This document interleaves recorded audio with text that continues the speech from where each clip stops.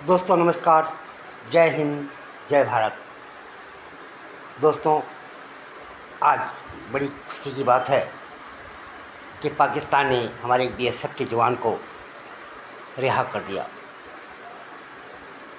पाकिस्तान कभी किसी को रिहा नहीं करता दोस्तों आसानी से। वो जुल्म सितम करता है उन पे, उनसे राज उगलता है और फिर कभी भी भारत को वापस नहीं करता। उनका मकसद होता है कि यातना देकर उन्हें हिंदुस्तान का राज हासिल करना। लेकिन इस बार पाकिस्तान जैसा बुज़दिल घुटनों के बल बैठ गया। इसका कारण रहा मोदी जी का ऑपरेशन सिंदूर। 22 अप्रैल 22 अप्रैल को जो उन्होंने घृणात्मक काम पाकिस्तान के द्वारा किया गया, उसे हिंदुस्तान कभी भूल नहीं सकता। 28 निर्दोष लोगों को उनके बच्चों के सामने उन्हें गोली से मार दिया गया। उन्हें धर्म पूछा गया कि तुम्हारा धर्म क्या है। ये कहाँ की इंसानियत है भाई। कहते हैं आतंकवाद का कोई धर्म मजहब नहीं होता, लेकिन इस बार तो साफ दिखा है कि आतंकवादी का एक मजहब है और वो है मुस्लिम। इस्लाम के नाम पर कत्ल करने की इनकी आदत पड़ चुकी है दोस्तों। हमारे हिंदुस्तान के मुस्लिम को देखिए, वो इस दुख की घड़ी में हिंदुस्तान के साथ खड़े थे।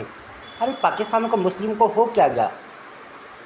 यहाँ जंग हो रही थी, वो मोदी जी को गाली दे रहे थे, हमारे हिंदुस्तान के मुर्दाबाद के नारे लगा रहे थे।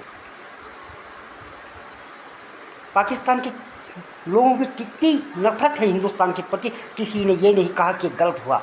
22 अप्रैल को जो घटना हुई, निर्दोषों की जो हत्या हुई, धर्मपुर की जो हत्या हुई, ये गलत हुई दोस्तों। लेकिन 7 मई को हिंदुस्तान की सेना ने जो उन पर कहर बरसाया, ऑपरेशन सिंदूर के तरह। मोदी जी ने पहली कसम खाई थी कि जिन्होंने हमारी बेटियों की सिंदूर मांग के सिंदूर उड़ाया है, हम उन्हें पाताल में भी ढूंढ के लाएंगे और उनका हमेशा के लिए उन्हें जड़ से ख़त्म कर देंगे। जब तक आतंकवाद रहेगा, हिंदुस्तान कभी आतंकवाद को जड़ से उखाड़ कर रहेगा। तो यही हुआ। 7 तारीख को पाताल से भी हमने आतंकवादियों को ढूंढ निकाला, उनकी नस्लें ख़त्म कर दी, उनको ख़त्म कर दिया। 100 से ज़्यादा आतंकवादी रात को वो नूरों के हुरों के पास चले गए। वो हुर बोलते ना कि हम जन्नत में जाएंगे, वहाँ हमें हुर मिलेंगी, वो हुरों के पास चले गए। अब शायद पाकिस्तान को पता चल गया है दोस्तों कि हिंदुस्तान से टकराना हमारे बस की बात नहीं है। देख लिया उन्होंने, 65 में देख लिया, 71 में देख लिया। 71 में हमारे पास कोई ज़्यादा संसाधन नहीं थे, सैन्य शक्ति नहीं थी इतनी ज़्यादा, लेकिन हम हिंदुस्तान के जाबाज सैनिकों ने बुलंद हौसलों के साथ पाकिस्तान को ख़त्म कर दिया और पाकिस्तान के 2 हिस्से कर दिए, बांग्लादेश बना दिया। दोस्तों, ये हिंदुस्तान की शक्ति है, ये हिंदुस्तान की हिंद की सेना की शक्ति है। यही हमने 7 मई को किया। पाकिस्तान थर-थर काँपने लग गया। उनका मुनीर क्या है, मुनीर जो भी है उनका, वो बंकरों में छुप गया। देखा नहीं, जहाँ हमारे प्रधानमंत्री लगातार जनता से संबोधित करते थे, सेना का मनोबल बढ़ा रहे थे, वहाँ उनका प्रधानमंत्री कमरा में छुपा हुआ था। ये है हिंदुस्तान और पाकिस्तान में अंतर दोस्तों। झूठ बोलते रहे कि हमने तुम्हारे राइफल गिरा दिया, तुम्हारे एयरपोर्टों को उड़ा दिया। अरे भाई, तुम्हारी औकात थी कि हमारी एक ही एयरपोर्ट को तुम छू भी सकते? नहीं थी तुम्हारी औकात।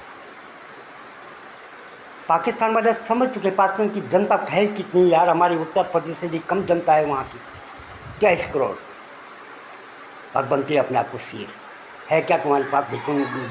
भिखारियों, भीख मांगने थी। तुम जगह जगह जा रहे हो, हिंदुस्तान से भीख मांग रहे हो, सभी सऊदी के कंट्रियों में आप भीख मांग रहे हो, चाइना से के बिगड़ भीख के तो आप जिंदा भी नहीं रह सकते हो।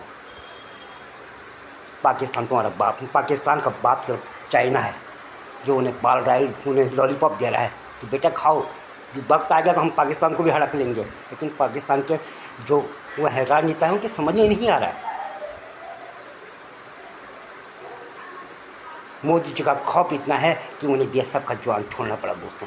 नहीं तो आज इतिहास गवाह है, उन्होंने कभी किसी भी जो हमारा सैनिक है जो उनके हत्या करा उसे कभी नहीं, एक अभिनंदन को छोड़कर। अभिनंदन का तो हम अभिनंदन आज भी करते हैं। ये हिंदुस्तान के प्रधानमंत्री, हिंदुस्तान के राजनेताओं की सोच है और उनकी क्षमता तो है कि हमने अभिनंदन को छुड़ाया और फिर इस समय साहू साहब को, जो बीएसएफ का जवान था, हेड कांस्टेबल था, उसको छुड़ाया। आज बड़े गर्व की बात है, हम सीना चौड़ा करके कह सकते हैं हिंदुस्तान के 140 करोड़ सेना कि पाकिस्तान हमारे सामने कुछ नहीं। छल कपट से वो हमारे सैनिकों को कब्जे में ले सकता है, लेकिन एक ज़्यादा दिन अपनी जेलों में रख नहीं सकता, उसे छोड़ना पड़ेगा। तो दोस्तों, बहुत खुशी की बात है आज कि हमारा सैनिक हमारा घर आ गया, हमारा फौलादी सैनिक, हमारा जो है सिपाही हमारे वतन वापस आया है।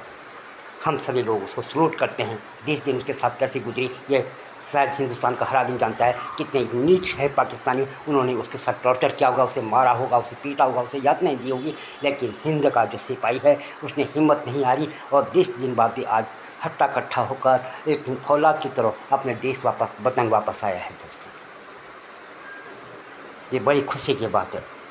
अरे आप समझिए ना, ये पाकिस्तान है क्या?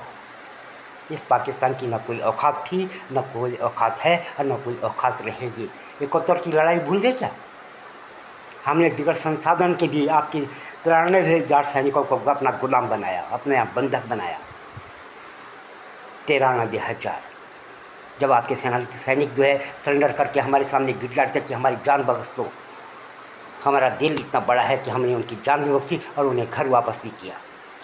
लेकिन पाकिस्तान के नीचों ने आज भी हमारी कई 71 के बंदी आज जेलों में वहाँ पे मरणस्था में हैं। कई लोग जो वहाँ से वापस आते हैं, रिहा होकर वापस, वो बताते हैं कि वहाँ हमारे लोगों के क्या हाल है, जेल में जो कैद में हैं हमारे लोग, उनके क्या हाल हैं। तो दोस्तों, आज मिठाई मारने का दिन है कि पाकिस्तान पूर्ण रूप से हार चुका है। पाकिस्तान की अब कोई औकात बची नहीं है। अगर पाकिस्तान ने एक भी गलती और की तो शायद विश्व के मानचित्र से इस बार पाकिस्तान खत्म हो जाएगा। इन्हीं शब्दों के साथ मैं पहाड़ी नारायण नित्यानंद भट्ट आपसे विदा लेता हूँ। प्लीज़ इस वीडियो को लाइक कीजिए, शेयर कीजिए और सब्सक्राइब कीजिए। धन्यवाद, नमस्कार।